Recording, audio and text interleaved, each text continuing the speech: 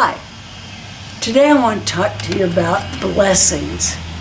I don't know if it's true for you, but in my life, there have been times where it takes hardships before I come to recognize the blessings.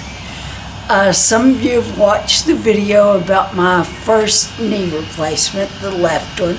It happened in December of 23. Well, I had memory problems after that. I didn't know my name. I didn't know my birthday. I didn't know what a window or a door was. I just had some problems. So I got ready to have the second one done on February 4th of this year, 2025. And I had talked with my surgeon some about some of my concerns. And he asked me, if you knew it was going to turn out exactly like it did with the first one, would you have it done? And I was to the point where I said, yes, I would. My knee was hurting all the time. So we got ready to do it, and he told me, I've talked with the anesthesiologist, and she's going to see what she can do so that maybe you don't have those problems.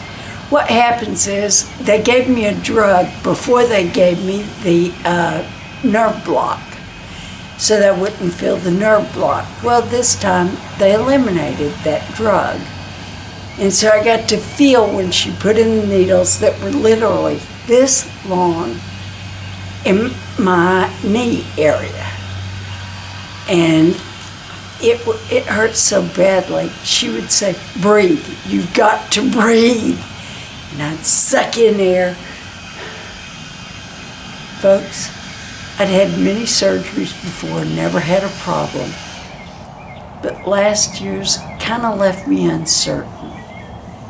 I came through this one first day, no memory problems. The second day, no memory problems, and they let me go home. I didn't have a single memory problem with this one. I've told you before, Sharon and I are richly blessed. I know that I was richly blessed when I did have memory problems because the knee itself turned out great. I'm richly blessed with this one. Today, I hope you'll look for the blessings. Folks, they're all around us. All we have to do is look for them.